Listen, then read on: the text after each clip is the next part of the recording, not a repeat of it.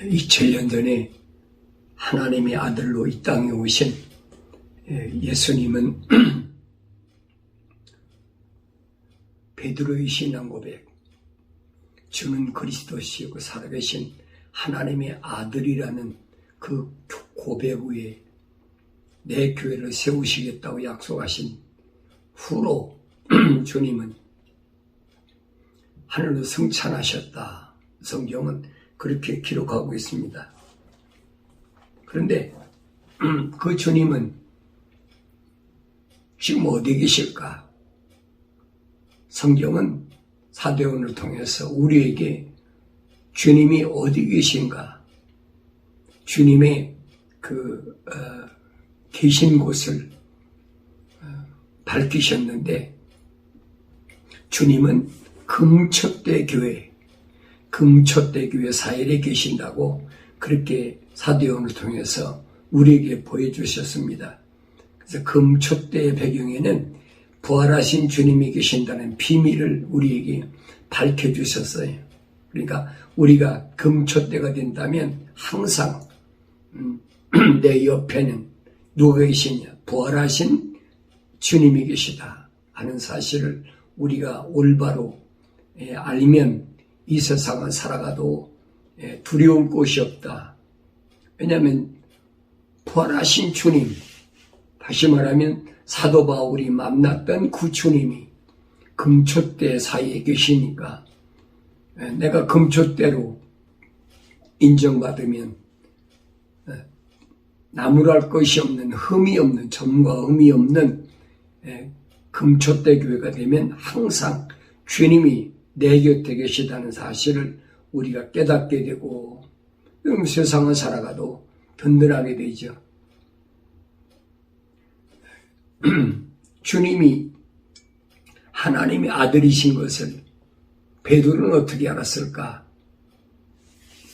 예수님께서 제자들에게 묻습니다. 많은 사람들이 나를 뭐라고 하더냐? 나를 어떻게 알고 있더냐? 그겁니다.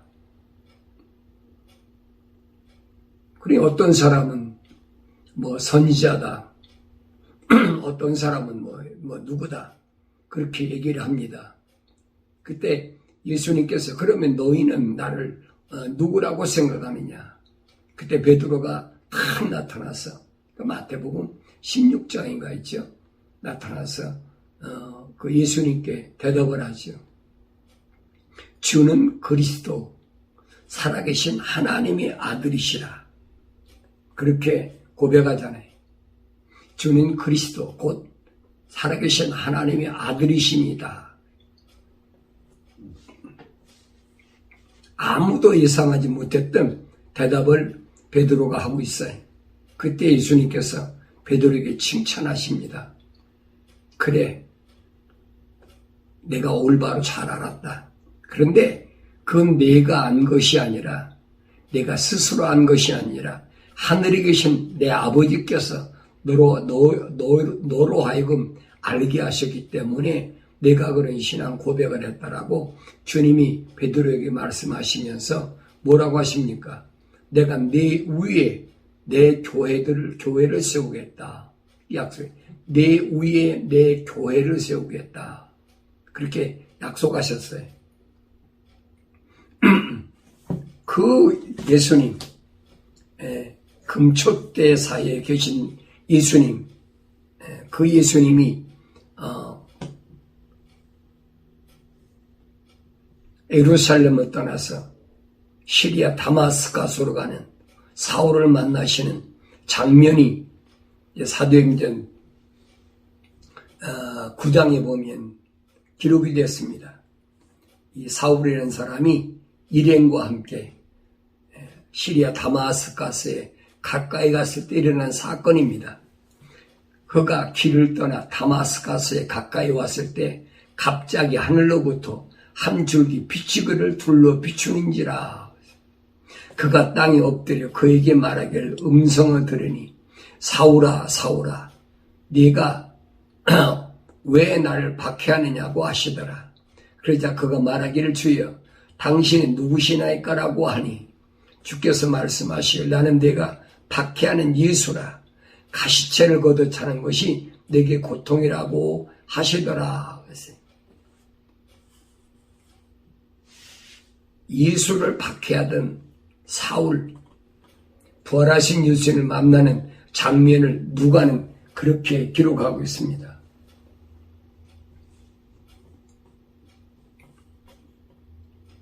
주여 누구시나이까? 나는 내가 박해하는 예수라. 가시체를 걷어차는 것이 네게 고통이라고 하시더라. 앞으로 사울이 겪어야 될 고통, 그건 가시체를 걷어차는, 가시체를 걷어찰 때 얼마나 깊은 상처가 납니까? 바울이 1차, 3차 또 전도를 통해서 그 다음에 로마까지 가서 복음을 전하기 위해 할 때에 마치 가시체를 걷어차는 것 같은 그런 고통이 내게 올 것을 예수님을 만났을 때 예수님께서 말씀하셨어요.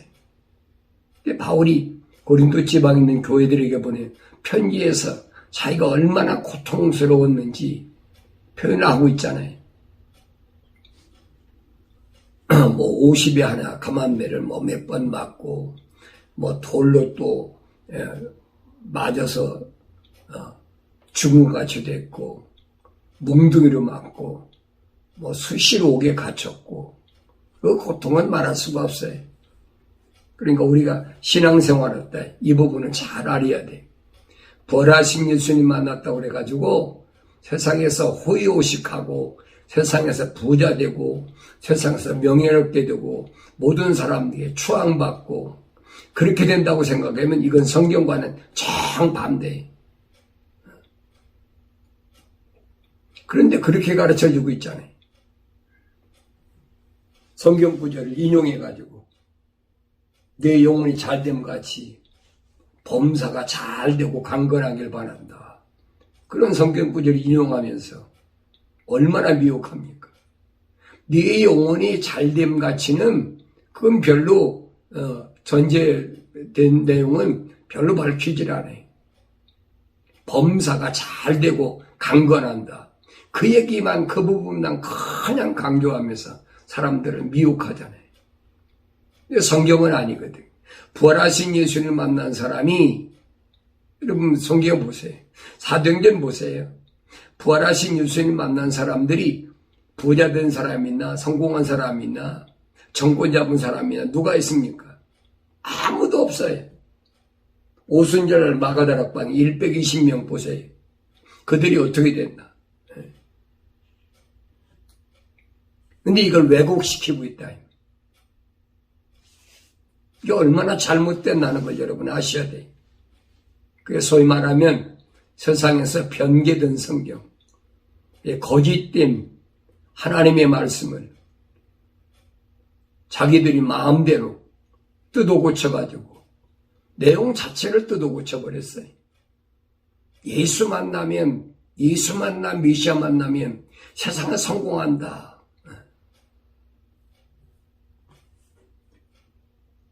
그런데 예수님의 모습을 사도 요한이 만났을 때 어떻게 만났느냐? 계시록 1장 보니까 하늘에서 음성이 나는데 그 음성을 들어보려고 고개를 돌려보니까 나에게 말씀하신 그 음성을 보려고 돌아서니 7 금초대가 보이더라. 7 금초대.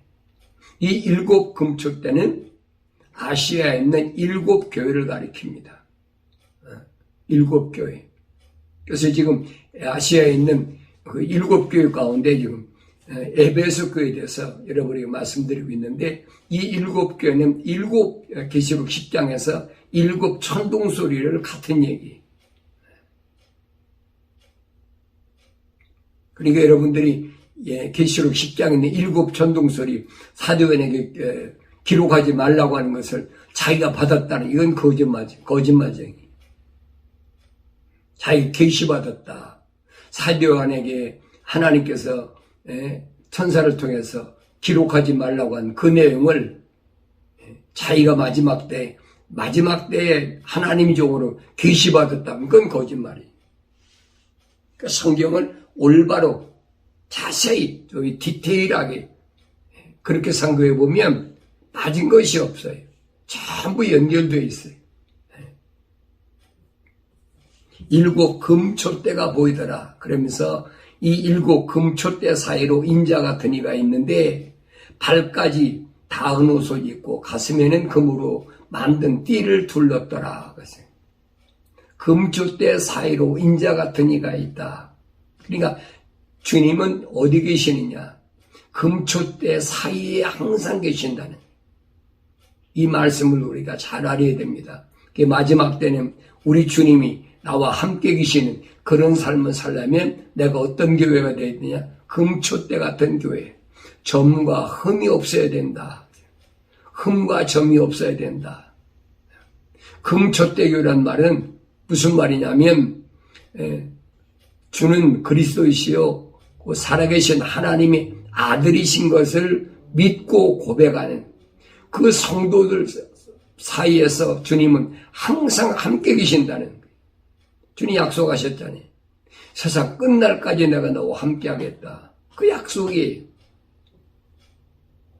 그러면서 인자 같은 이가 팔까지 닿는 옷을 입고 가슴에는 금으로 만든 띠를 둘렀더라. 바울 사도가 말하지. 하나님의 전신 갑옷을 입는데 진리의 띠를 띠라. 진리의 띠란 말은 변하지 않는 하나님의 약속. 그걸 여기서는 금으로 만든 띠를 둘렀다. 금은 불변하잖아요. 진리는 변하지 않거든요. 그래서 그렇게 표현한 거예요. 그의 머리와 머리털은 눈처럼 휘어서 양무처럼 하얗고 그의 눈은 불꽃 같더라. 그랬어요. 그의 머리와 머리털은 눈처럼 휘어서 양무처럼 하얗고 그의 눈은 불꽃 같더라. 그랬어요. 양모, 어린 양이 희잖아요. 그 모습으로 지금 사도요한에게 보여주시는 겁니다. 그러면서 눈은 불꽃 같더라. 눈에서 강한 빛이 그 다마스커스 가는 길거리에서 사울을 만났던 그 빛, 그의 발은 용광로로 달군 듯한 빛나는 놋 같고 음성은 많은 물소리와도 같으며, 우리 사람의 말로는 표현할 수가 없기 때문에 이렇게 표현한 거예요. 용광로에 달군 듯한 빛나는 놋이다. 용광로. 사드락과 메삭과 아벳노고가 들어갔던 7배나 뜨거운 용광로. 그 사드락과 메삭과 아벳노고가 들어갔는데 느부갓네살이 보니까 자기는 3사람을 집었는데 4이 그 용광로 안에서 움직이겠다는 거예요. 그러니까 얼마나 단련됐는지. 그래서 여기서는 뭐라냐? 용광로에 달군 듯한 빛나는 놋 같다 그랬어요. 아주 강한 것. 음성은 많은 물소리와도 같다. 그 주님의 음성은 누구한테 쏘곤쏘거나 그런 것이 아니에요. 누구나 다 들을 수 있도록 큰 소리로 외쳐지는데, 큰 소리 외쳐진다고 들려집니까? 안 들려지죠. 사울이 만났던, 그래서 하늘에서 보니까 강한 빛이, 그리고 천둥 소리가 나는데, 천둥 소리가 얼마나 커요, 여러분. 천둥 소리를 가만히 한 사람만 듣습니까? 바울 일행이 다 들었잖아요. 들었는데 그 가운데서 사울아 사울아 부르는 음성은 사울밖에 들을 수가 없었어요. 예, 하나님의 말씀은 소곤소곤해서 누구만 가만가만해주는 그런 말씀이 아니에요. 누구든지 다 들을 수 있도록 그렇게 외쳐지는데, 큰 음소는 외쳐지는데, 그 요한계시록에서는 그랬잖아요. 독수리가 공중을 날면서 영원한 복음을 가지고 화로다 화로다 화로다 그래. 누구나 다 들을 수 있잖아요. 들으면 뭐합니까? 깨달아져야지. 깨달아지질 않는 거예요. 그러면서 그 오른손에는 7뼈를 가졌고 그 입에서는 날카로운 양날가진 칼이 나오며 용문에는 해가 맹렬한 기세로 비치는 것 같더라. 오른손에 7뼈를 가졌다. 입에서는 날카로운 양날가진 칼이 말씀이 나오네. 말씀. 그럼 이 말씀은 왜 칼이라고 표현했냐면 양날가진 칼이라고 표현했냐면 이게 바뀌질 않는 거거든. 하나님 입에서 한번 나온 말씀은 바뀌어지질 않아요. 여러분 창세기 1장에서 하나님께서 있으라 하면 있는 거예요. 또 있으라 하면 있는 거예요. 그 말씀대로 되는 거예요. 하나님 보시기에 좋았더라 그러죠. 그래서 여기 보면 양날 가진 칼이 있는 칼. 사도 바울은 이 칼을 뭐라고 합니까? 하나님의 말씀이에요. 성령의 칼, 하나님의 말씀이다. 우리의 소문, 골수, 관절까지 다 쪼개고 남을 수 있는 그 예리한 칼, 그 말씀, 이건 변할 수가 없어요. 용문은 해가 그 맹렬한 기세로 비치는 것 같더라. 강한 빛으로 나타나니까 감히 누가 우러러 보겠습니까? 못 보는 거지. 볼 수 있는 사람 누가 봅니까? 금초 때만 봐, 금초 때만. 금초 때 아니면 볼 수가 없어요. 이 강한 빛은. 왜? 사울 봤잖아요. 그 빛을 보고 눈이 멀었잖아요. 볼 수가 없는 거예요. 하나님의 약속을 믿지 않고 하나님 명령에 순종하지 않은 사람 빛을 봤다? 그건 죽는 거지요.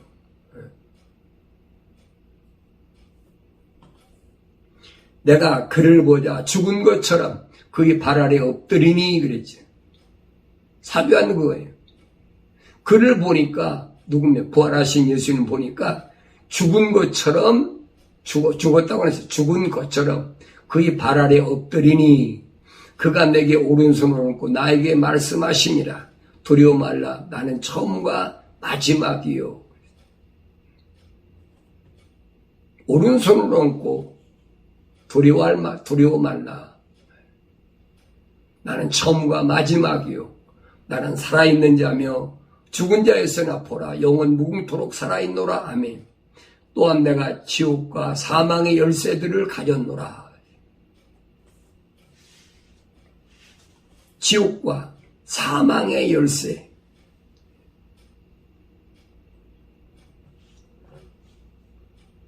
지옥이 어떤 곳이냐?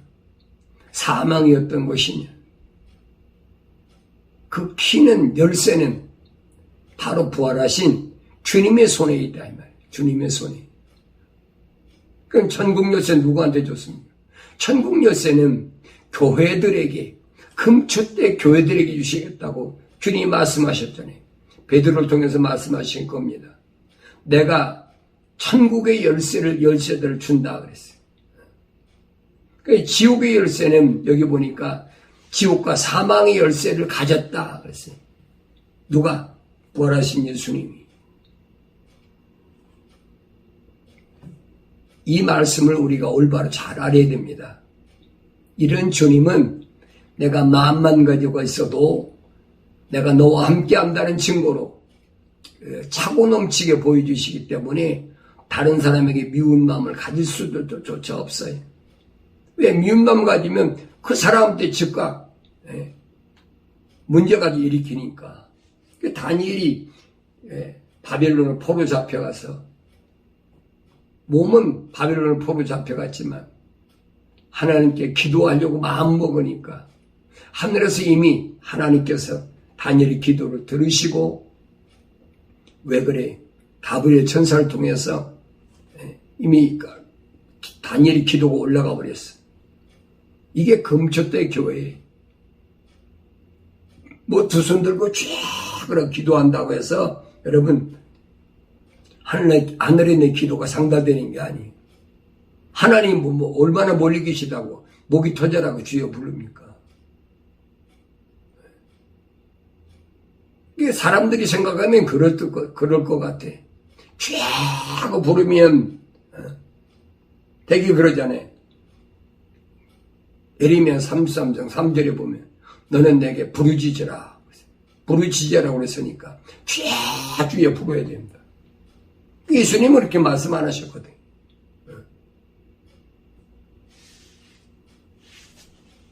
그러니까 금초 때는 주님이 항상 사이 우리 곁에 계시기 때문에 내가 마음만 먹어도 주님 금방 하세요. 그래 내가 내 마음속에 남을 미워할 수가 없지. 왜냐하면 즉각적으로 그 반응이 나타나니까.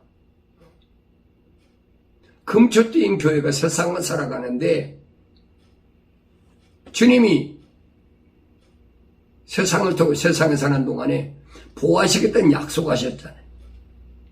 내가 성령을 보내가지고 너와 함께해서 세상을 이길 힘을 내가 주겠다. 능력을 주겠다. 그 약속이잖아요. 두려워할 필요가 없어요.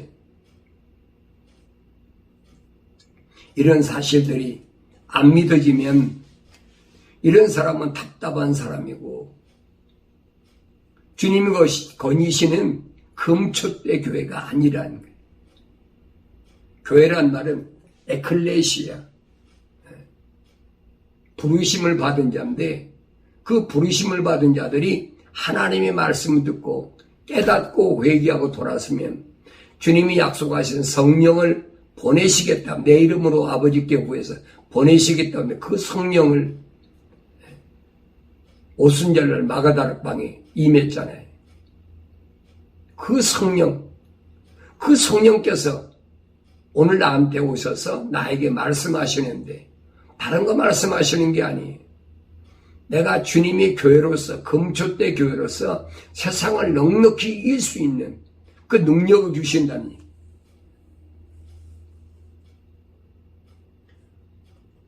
얘기예요. 내가 마음만 가지고 있어도 주님께서 구체적으로 간섭하시기 때문에 이 금초대 교회가 된 사람은 하나님을 기쁘시게 드릴 수밖에 없어요. 하나님이 기쁘시게 드린 건 뭐라고 그랬습니까? 사도 바울이 말했어요. 믿음이 없이는 하나님이 기쁘시게 할 수 없다. 믿음으로 똘똘 뭉쳐져 있는 거지. 믿음으로 하지 않는 것이 죄니라. 믿음으로 하지 않는 것이 죄.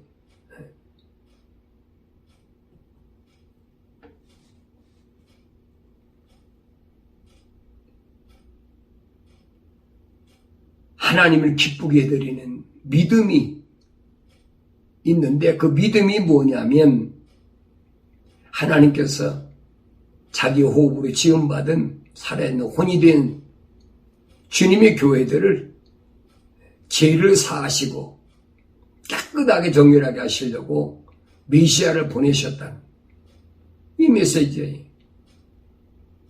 예수님이 오셔서 그 말씀하시잖아요. 나는 하늘을 떠나 세상에 들어왔다가 세상에서 내 사명 다 끝나고 나는 다시 아버지께로 돌아갑니다. 그 제자들이 성령 받기 전에 이런 사실을 듣고 나서는 깜짝 놀라잖아요. 아니 가시면 어떻게 됩니까? 우리 주님을 그렇게 메시아로 모시고 주님의 왕국을 이 땅에서 이루려고 하는데 죽으시겠다니까 무슨 말입니까? 베드로가 한사코 말이잖아요.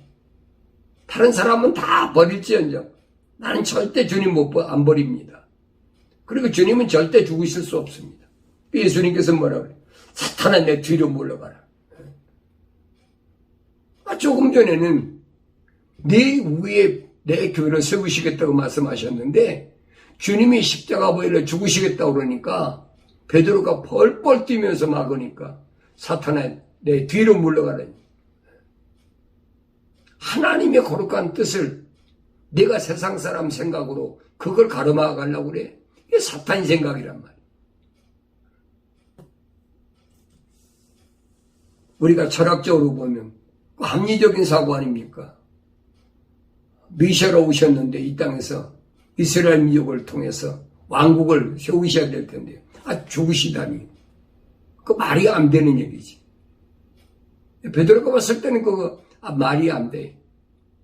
그 소위 말하면 철학적으로 합리적 사고를 지금 베드로가 설명하는 거예요. 안 됩니다. 죽어서는 절대 안 됩니다. 절대 못 죽습니다. 내가 가로막을 겁니까? 가로막을 겁니다. 그게 사탄의 생각이라는 거예요.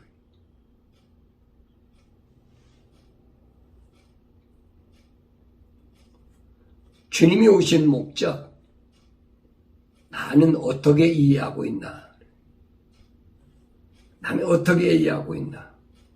우리는 되게 구약에서 다윗의 그 시를 읽어가면서 주는 나의 목자시니 내가 부족한 것이 없다. 그가 나를 푸른 초장에 누이시고 쉴만한 물고로 인도하신다. 그 세상에서 편히 쉬는 걸로 잘못 알고 있어요. 세상에서는 물가에 좋은 집 져놓고 그렇게 아주 편안하게 사는 걸로 잘못 알고 있다는 말이에요. 그 말이 아니잖아요. 하나님 동산에 회복돼서 생명강가에서 다시는 목마르지 않는 그 생명강가에서 생명나무 과일을 먹고 영생의 그 복을 누리는 것에 대해 지금 설명하고 있는데 그걸 잘못 알고 있다는 얘기예요. 눈에 보이는 것으로, 이 세상에서 뭔가 눈에 보이는 것으로 그렇게 잘못 인식하고 있어. 사람들을 자꾸 미혹하잖아요.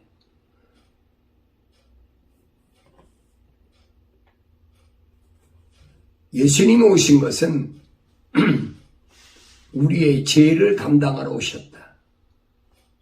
인간이 할 수 있는 모든 것 다 한다고 그러죠. 요즘 과학이 발달하니까 로켓을 만져가지고 우주로 올라가고, 그렇잖아요. 지구 궤도로 올라가서 이제 점령한다, 달을 간다, 화성을 간다, 네? 금성을 간다, 별소리 다 하시잖아요. 그 별소리 다 해도 뭔 해결 못하느냐? 인간이 가지고 있는 죄 문제는 절대 해결이 안 되는 거예요. 이것을 신학자들은 뭐라고 얘기합니까? 원죄가 아담으로부터 원죄가 내려왔고, 그 다음에 자범죄가 어떻고, 그렇게 설명하고 있잖아요. 이 아담으로부터 유전으로 원죄가 내려왔더니 그 원죄가 뭔지를 얘기를 안 해줘요. 그게 원죄가 뭡니까? 내가 여러분들에게 말씀드리는 원죄가 뭐예요? 하나님의 약속을 믿지 못하고 하나님의 명령에 불순종한 거거든요. 육신의 정욕, 안목의 정욕으로 하와이가 홀딱 넘어간 거예요. 쉽게 말하면 피조물을 섬기는, 세상에서 우상 섬기는 거거든. 근데 그 얘기를 안 해줘요. 원죄라, 원죄. 불신앙인데, 이 어리석은 그런 얘기로 자꾸 사람의 마음을 미혹하는 거예요. 바울 사도는 히브리서 9장에서 율법에 따르면 거의 모든 것이 피로써 정결케 되나니 피 흘림이 없이는 제사함이 없느니라. 율법에 따르면 거의 모든 것이 피로써 정결케 된다. 율법이라는 것은 전부 죄를 씻는 걸 가르쳐주고 있는데 뭘로 씻느냐? 피를 흘려야 된다. 그래서 무슨 죄를 진 사람은 뭘 잡고, 요 5가지 이스라엘 백성들이 하나님 앞에 제사 지내는 거 있잖아요. 번제, 속죄제, 속건제, 화목제, 희생제. 피 흘림이 없는데 무슨 제사들이? 그러니까 왜 피를 흘려야 되냐? 그 원인을 설명해야 되는데 그 원인을 찾지를 못해. 왜? 과학이라는 것이 그걸 가려버리는 거예요. 유치한 원리 여러 가지. 유치하다는 게 뭐예요? 가장 하층이란 말이에요. 보잘것없는 거예요. 그런데도 과학 앞에서는 다 고개를 숙이고, 과학에서 그러잖아요. 피가 어디서 만들어지냐? 뼈에서 피가 만들어진다. 그 뼈 안에서 피가 만들어져요. 그러면 아담의 갈비뼈를 뽑아가지고 하와를 만들었는데 그 피 흘림이 있습니까? 없잖아요. 피가 어디서 시작됐는지를 아셔야 돼요. 그래야 예수님이 왜 제사하는데 십자가 보혈로 자기가 죽으셔서 피를 흘리셔야 됐는지 그게 설명이 되는 거예요. 피는 아담 때부터 시작된 게 아니에요. 하와가 아담에게 뭘 줬어요? 선악나무 열매를 먹지 말라는 걸 저도 먹고 아담에게 주고 나니까 그로 인해 저주가 온 거예요. 그 선악과를 먹은 선과 악의 지식의 나무 열매를 먹은 아담은 평생 동안 흙으로 돌아갈 때까지 땀을 흘려야 되고, 하와에겐 여자에겐 뭐가 있어요? 자식을 낳는데 임신의 고통, 임신의 고통. 그 임신의 고통이니까 어디서부터 시작되냐? 하와 때부터 시작된 거예요. 소위 말하면 맨스가 시작된 거예요. 임신할 때 맨스가 있어야 고통이 있잖아요. 그때부터 시작된 거예요. 그게 죄가. 그 죄로 인한 그 피 흘림이 없이는 제3이 안 된다는 거예요. 이 원리를 잘 아셔야 돼요. 그래서 예수님이 오셔서 십자가에 못 박혀 죽으셔야 된다. 왜? 그 피는 어디 있습니까? 물속에 있으니까. 물과 피를 분리할 수가 없잖아요. 사람 몸에서 피를 뽑으면 물하고 같이 나와버리잖아요. 그러니까 물과 피를 다 쏟아버려야 된다. 과학이 그 설명해 줍니까? 어떻게 설명해야 돼? 과학이 영생에 대해 설명합니까? 설명이 안 되잖아요. 그래 바울 사도가 하는 얘기예요. 유치한 원리 그런 것들하고 대화하지 말아라.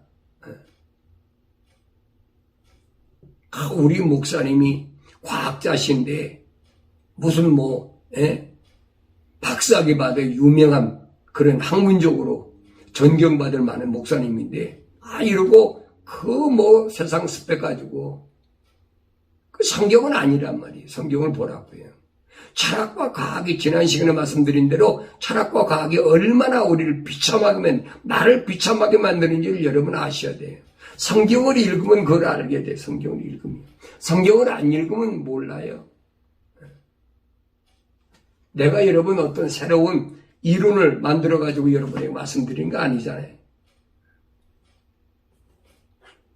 율법에 따르면 거의 모든 것이 피로서 정결게 되나니 피 흘림이 없이는 죄사함이 없느니라. 세상에 어떤 것을 줘도 죄는 해결할 수가 없어요. 값을 치르고도 해결할 수가 없어요. 반드시 피를 흘려야 되는데 그 피가 무슨 피냐는 거예요. 메시아의 피여야 된다. 메시아. 죄가 없는 분의 피. 그 주님은 죽으러 오신 거예요. 누구를 위해서? 하나님의 거룩한 사랑의 호흡으로 지음받은 하나님의 자녀들의 죄를 위해서. 그래서 이걸 깨닫고 회개하고 돌아서면 성령을 약속한 하나님 아버지 약속한 선물을 주겠다고 주님이 저들에게 말씀하시잖아요. 이것을 공언하는 어떤 사람이 그랬어요. 믿음에 관해서는 정도를 벗어났느니라. 은혜가 너와 함께 있을지어다. 하나님 명령대로 에덴 동산을 지키지 못한 첫사람 아담은 실패해버렸어요. 하나님의 명령을 지키지 못한, 순종하지 못한 원인이 뭐예요? 하나님 약속을 믿지 못하니까. 그러니까 안 지킨 거예요. 하나님 약속을 경청했으면 하나님의 명령을 순종해야 되는 거지. 오늘 우리가 신앙생활도 마찬가지. 하나님이 내게 성경 66권을 통해서 약속하신 말씀이 무언가를 잘 알아야 돼. 그러면 여러분 세상을 이길 수 있는 성공적인 삶을 살 수가 있어요. 그래서 오늘 에베소 교회가 하신 말씀은 겁니다. 그러므로 내가 어디서 떨어졌는지를 기억하고 회개하며 그랬어요. 어디서 떨어졌는지를 기억하라는 거예요. 어디서 떨어졌습니까? 첫사람 아담이 하나님의 사랑의 호흡이 거룩한 호흡이 어디서 떨어졌습니까? 사도요한을 통해 말씀하신 게 그거잖아요. 육신의 정욕, 안목의 정욕. 그 하나님과 원수가 되니까 그거 안 된다고 그러잖아요.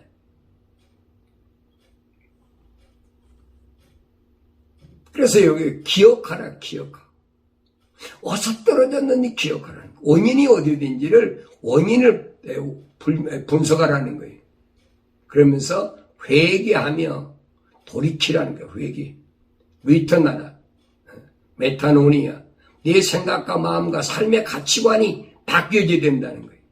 그래서 너는 처음 일들을 행하라. 처음 일들. 아담에게 처음 일이 뭡니까? 하나님의 약속을 믿고 하나님의 명령에 순종하는 거죠. 하나님의 명령에 순종하지 못했으니까 에덴 동산을 지키고 관리하려는데 왜 관리하고 지키지 못해요? 처음 일들을 행하라는 거예요.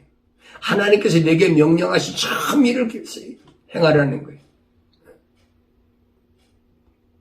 만일 그렇지 않고 회개하지 아니하면 내가 속히 너에게 와서 네 촛대를 그 자리에서 옮기리라. 회개하지 아니하면 전제조건이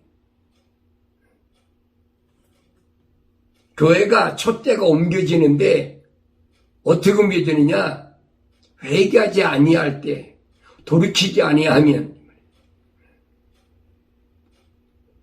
하나님의 약속을 믿지 못했던 불신앙, 하나님의 명령에 순종하지 못했던 이 불순종한 것, 이거 돌이켜야 된다는 거예요. 그렇지 않으면 내 촛대를 그 자리에서 옮겨버리겠다는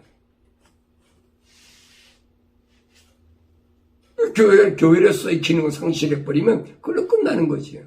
아담이 그렇잖아요. 하나님의 호흡으로 지음받으면 뭐 할 겁니까? 살아있는 혼이 됐으면 뭐 할 겁니까? 마지막 아담 어르신 예수님하고 첫사람 아담하고 언제든지 비교를 해보세요.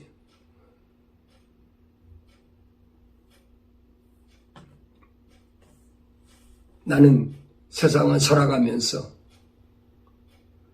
어떤 마음으로 살아가나? 육신의 정욕, 안목의 정욕으로 살아가나?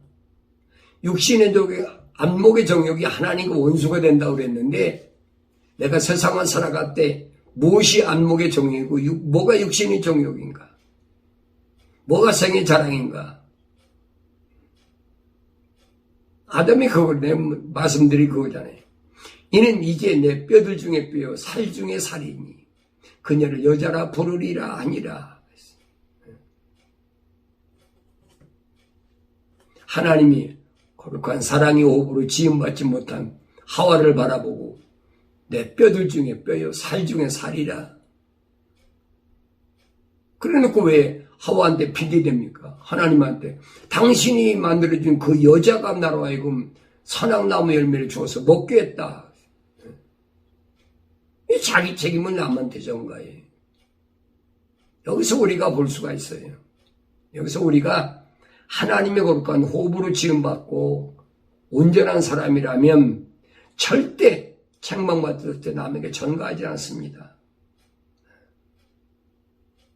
죽음 들었을 때 훈계를 달게 받죠. 그 책망을 거절하잖아요. 누가 너보고 벗었다고 그랬느냐. 그러니까 아담이 뭐래? 당신이 만들어준 그 여자가 나로 하여금 선악나무의 열매를 주어서 먹었나이다. 하나님 먹으라고 그랬어요. 네 아내가 주면 먹어라.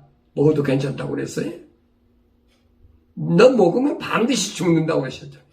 하나님의 엄중한 약속이잖아요. 그때는 여러분 하와는 세상에 나오지도 않았어요.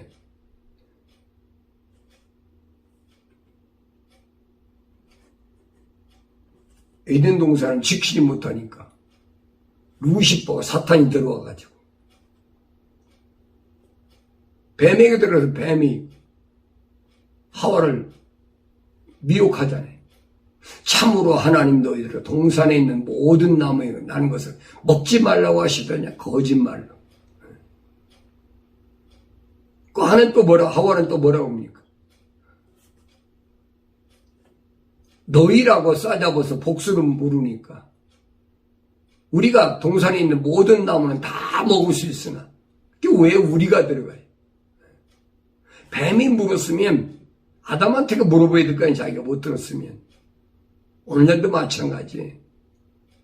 내가 하나님 말씀을 잘 모르면 하나님의 거룩한 말씀인 성경을 통해서 주님께 물어봐야지요.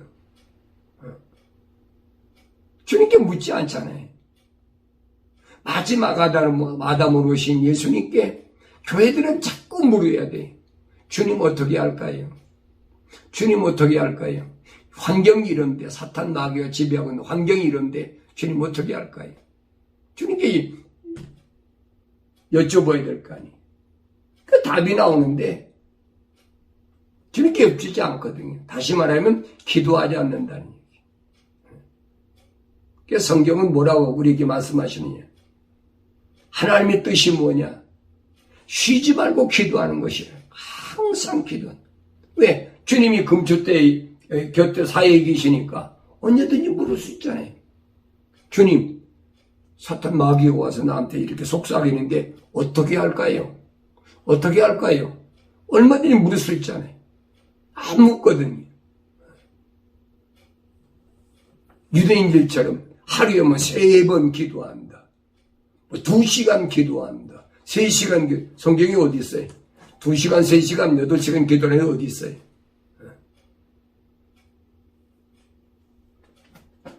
한국에서 몇만 명 모이는 교회 목사가 그러더라. 한번 설교 들어보니까 자기는 하루에 5시간 이상씩 기도한다. 그 성경이 아니죠. 성경이 그렇게 안 가르쳤잖아요. 쉬지 말고 기도하라고 그랬지. 5시간 이제 기도하라고 그랬어요. 그러니까 성경하고 정반대로. 그러면 사람들이 능력받아서 이렇게 사람 많이 모을 수 있다. 그러니까 신학교 학생들, 목사들이 그냥 거기다 머리 조아리고 자유하지 못한 거예요. 코 피는 거지요. 발목 재피는 거 여러분.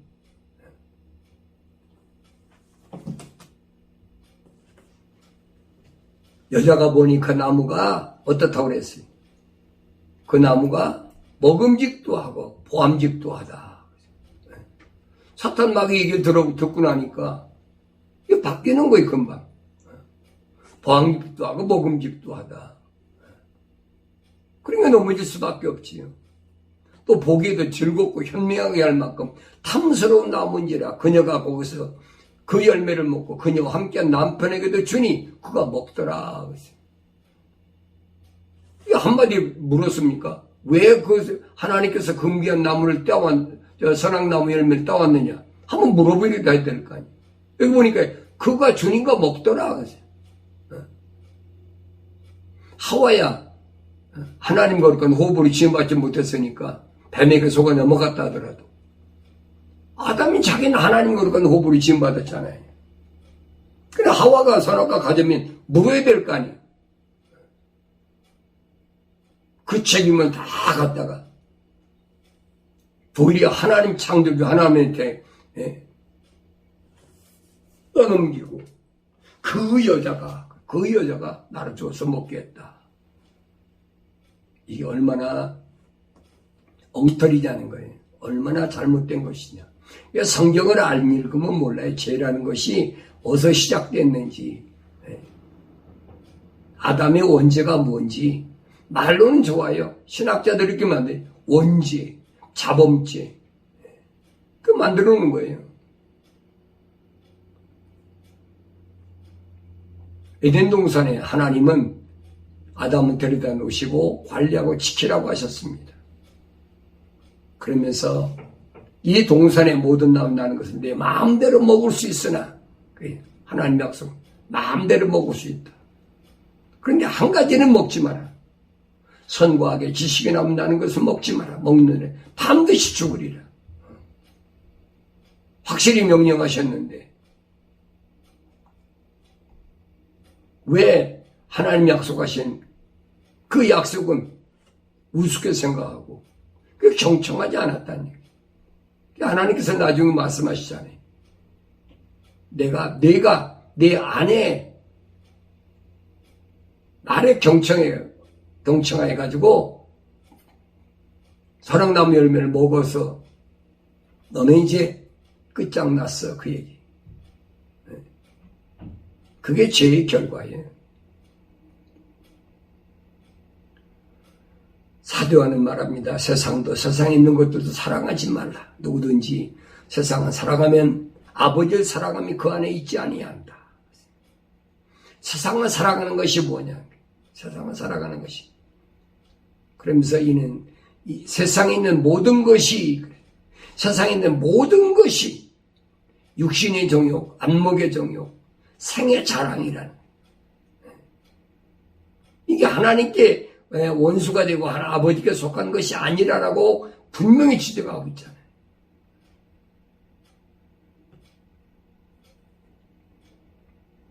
눈으로 보이는데 안목의 정이 없겠습니까? 또 육신을 갖고 있는데 육신의 정이 없겠습니까? 있겠지요. 바울이 그랬잖아요. 마음은 온인데 육신이 연약해서 싸우는 거예요. 항상 싸우는 겁니다. 누가 이기느냐? 그 신랑 예수한테 신부인 교회가 물어야지. 첫사람 아담에게는 하와가 와서 묻지 않으니까 그렇게 멸망했다면, 영혼이 멸망했다면, 주님이 세우신 교회는 세상의 환경을 지배하고 있는 사탄 마귀가 찾아와서 그렇게 미혹하면 주님께 물어야 될 거 아니에요. 그러니까 성령 받은 사람은 성령이 감동을 주시는 거예요. 야, 내 마음대로 결정하지 말고 마지막 아담으로 오신 예수님께 물어봐라. 성경 글이 중요한 거예요. 뭐라고 하셨나? 야고보사도 그랬잖아요. 보기는 빨리 봐도 말은 더디하고 듣기는 빨리 들어도 말은 더디해라. 충분히 왜 더디해라? 주님께 물어보고 주님께 응답을 받고 대답하라는 거예요. 묻지도 않아. 왜 하루에 몇 시간 기도하라고 하니까 기도 시간 될 때까지 참을 수가 있나요? 못 참지요. 그 안에 지가 마음대로 해버리는 거예요. 그러니까 성경은 그게 아니잖아요. 쉬지 말고 기도하라는 말은 언제든지 24시간 주님이 너와 함께 하시니까 환경 통해서 사탄 마귀가 찾아왔을 때 언제든지 그분께 물어보라는 거예요. 그 주님이 대답하신다고 약속하셨잖아요. 사람들은 대개 모든 것을 첫눈에 보고 반했다. 첫눈에 보고 어떻게 결정한다. 별소리 다 하잖아요. 이거 아주 조심해야 돼요. 성경에 우리에게 아주 금기사항입니다. 그래서 에베소 교회에 보낸 편지에서 말해요. 그러나 내게 이것이 있으니 지금 내가 니골라파의 행위를 미워하노라. 나 역시 이것을 미워하노라. 니골라파. 니콜라라는 사람 누굽니까? 니콜라라는 사람은 초대교회에 7 집사 중에 한 사람이. 근데 이거 7 집사 중에 한 사람 니콜라는 누구냐? 성경에 보니까 사도행전에 보니까 유대교로 개종한 안디옥 사람이라 소개했어요. 이방인. 유대교로 개종한 사람.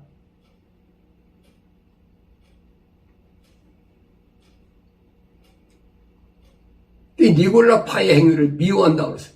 나도 미워한다. 그 왜 그러냐면 이 사람들이 니골라가 주장하는 게 뭐냐면 소위 만민 구원설입니다. 누구든지 마치 세상에서 개종하면 뭐가 되는 것처럼 그걸 가르친단 말이에요. 누구든지 복음 듣고 자기가 선택하면 된다는 거예요. 그게 성경은 아니거든요. 내가 너희를 선택했지 네가 나를 선택한 게 아니라고 분명히 주님이 말씀하셨는데 이건 참 반대잖아요. 누구든지 내가 원하면 마치 종교를 선택하듯이 기독교 종교가 될 수 없다고 내가 그러잖아요. 그 말도 안 되니. 종교는 세상에서 사람들이 자기들이 원하는 것을 의지하는 신을 선택하는 거지만 기독교는 아니란 말이에요. 창조주 하나님께서 자기 호흡으로 지음받은 사람을 하나님이 선택하신다는 얘기예요. 그를 세상에 내보내신 건 왜 그렇습니까? 불순물을 다 뽑아내려고. 99.9%, 100% 순금, 비중이 가장 높은 것. 그 교회를 주님이 만드시기 위하여 주님이 하나님 호흡으로 지음받은 사람을 선택하셨다는 얘기. 그래서 세상에서 아주 가장 값비싼 최고 질량이 높은 금으로 만들기 위해서 이 세상은 뭐예요? 재련소예요. 재련소. 용광로란 말이에요. 불순물을 다 뽑게. 이 환란 부닥치고 저 환란 부닥치고 이거 위협도 부르치고 저 위협도 부닥치고 오순절 마가다락방에 성령 받은 120명 제자들 보세요. 저희들께 성도들 성령 받은 사람 보세요. 변조됩니까? 안 되지요. 니골라는 안 그렇다. 니골라는 이방인이 내가 유대교를 개종한 것처럼 그래 개종하면 되는 걸로 알고 있다는 얘기. 최초로 세상에 세워진 이집트에 세워진 알렉산드르에 세워진 그 학교에도 보면 2대 교장이 클레멘트라는 사람이 있습니다. 이 니골라하고 똑같은 서상 가진 사람 클레멘트. 그 사람도 이방인인데 유대교를 개종한 사람이거든. 그러면서 어떻게 하면 사람들이 많이 유대교를 접할 수 있을까? 그래 거기에다가 철학을 굉장히 많이 삽입한 사람이 바로 클레멘트라는 사람이.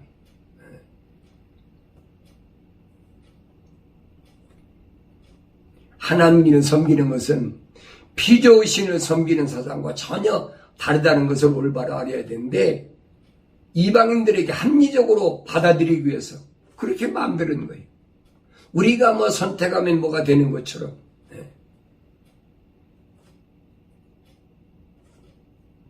그러나 성경은 아니에요. 바울은 말합니다. 또한 너희 몸은 너희가 하나님으로부터 받은 너희 안에 계신 성령의 전인 것을 알지 못하느냐. 너희는 너희 자신의 것이 아니니라. 내 것이 아니에요, 여러분. 내 몸은. 너희는 값을 치르고 산 것이니 그러므로 하나님의 것인 너희 몸과 너희 영으로 하나님께 영광을 돌리라. 너희는 값을 치르고 산 것이니 사람들이 종이 되지 말라.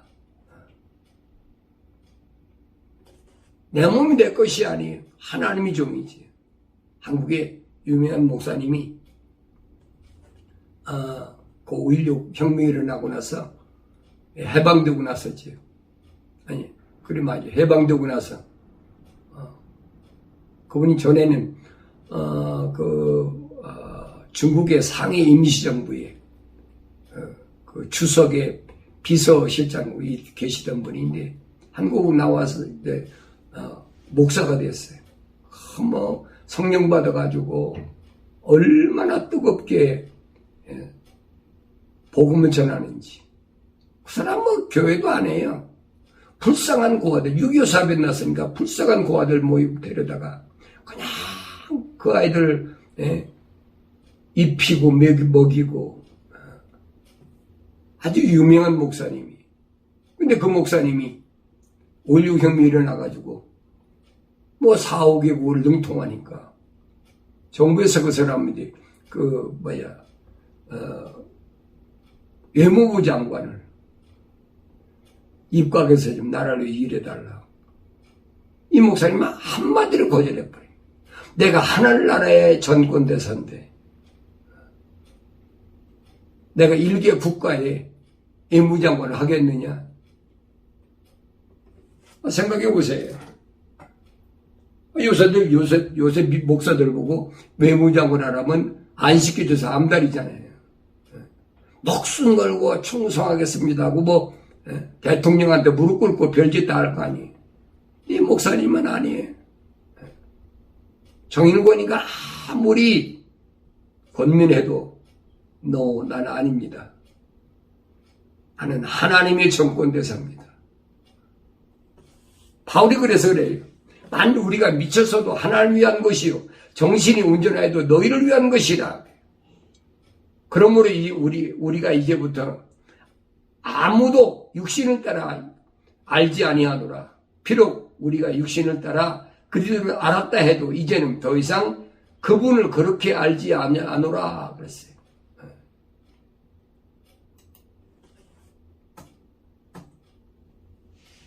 미쳤어도 누굴 위하느냐? 하나님을 위한 거라는 거예요. 정신이 온전하여도 너희를 위한 것이라. 바울이 왜 이런 말 했을까? 왜 그랬을까? 우리가 잘 생각해 봐야 됩니다. 나는 어디에 미쳐 돌아가고 살고 있나? 세상에 미쳐 돌아가고 살고 있나? 내가 하나님에 미쳐 돌아가고 살고 있나? 내가 금철대 교회인가? 아닌가? 나 자신 한번 하나님 말씀을 통해서 잘 비춰보시고 환경이 어려워도 환경 때문에 두려워하지 마시고 주님이 나와 항상 함께 계시는데 어느 때만 내가 금철대 같은 교회가 됐을 때만 주님은 반드시 금철대 사이에 계신다고 사전을 통해서 약속하신 말씀을 기억하시고 주님은 언제나 내 편에 계시다는 사실을 기억할 때 우리는 세상에서 아무것도 두려운 것이 없는 줄로 믿습니다.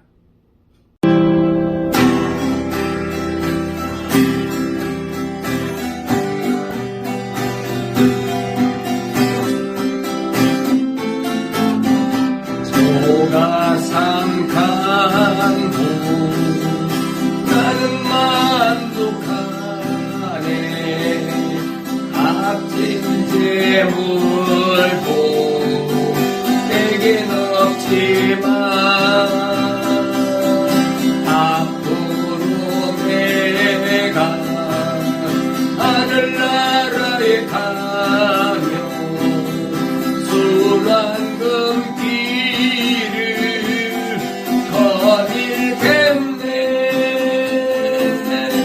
내게는 더하 늘 위에 집이 있네.